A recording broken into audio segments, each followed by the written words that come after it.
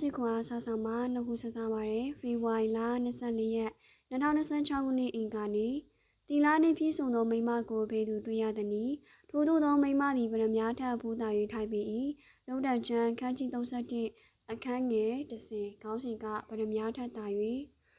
လွန်ခဲ့သောနှစ်90နီးပါးကအရန်နှိမ်သောမိန်းကလေးတယောက်ကိုအိမ်သို့ခေါ်သွားကမိဘများနှင့်မိတ်ဆက်ပေးပါသည်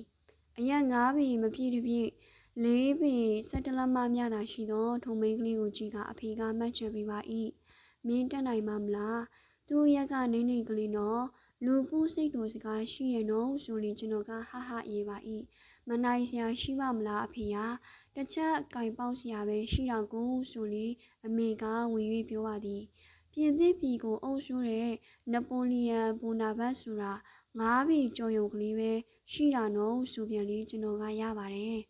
နပိုလီယံကပြင်သစ်ပြည်ကိုအုပ်စိုးနိုင်ပေမဲ့သူမကတော့မရပါဘူးကျွန်တော်နိုင်မှာပါဟုပြန်ပြောခဲ့ပါ၏ထိုမိန်းကလေးနှင့်နှစ်90ကာလတွင်မှပျော်ရွှင်ခဲ့ရပါ၏ကျွန်တော်ပဲနိုင်ပါ၏ငယ်ရီးစားမနှင်းစီအကြောင်းကိုတော့သူမ၏ရှိမှဖြစ်စေနောက်မှဖြစ်စေပြောရင်ပြောနိုင်သည်ထိပါပဲယခုခါမှာတော့သူမနေမကောင်း၍အိမ်မှုကိစ္စကူညီဖို့မိန်းကလေးတယောက်ကိုသူမရှာဖွေကခေါ်ယူခဲ့ပါသည်အင်မတန်မှအသားမဲသွားချင်းကရုပ်လဲတော်တော်ရှိုးပါ၏စကားလဲမပြီးသလိုကိုယ်လဲအလွန်စားကပါဇက်မှာပေါ်ပေါက်နေတယ်လို့ပါပဲညစ်လဲညစ်ပန်းနံလဲနံပါ၏တွေ့ဘူးသမျှအိမ်ကူထဲမှာထိတ်တန်းနံပါတ်1ကနန်း1ညစ်ပတ်သောသူမက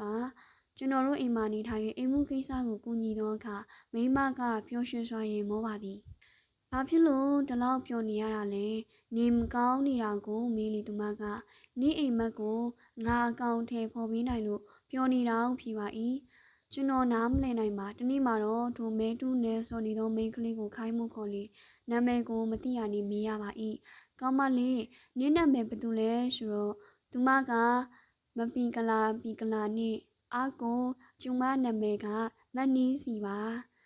ဟိုက်ကနေဖြစ်သွားရတာပေါ့ဟင်တကယ်လားဆိုတော့ဟုတ်ပါမတ်ပုံနေမှာသူမနာမည်မနီးစီအမှန်အေကန်ဖြစ်သောအခါကျွန်တော်ဘလောက်တောင်စိတ်ညစ်သွားမလဲသိကြမှာပါဇနီးတဲ့အုံနောက်နဲ့ဉာဏ်ပညာကိုလည်းချီးကျူးရပါသည်ထို့ကသူမက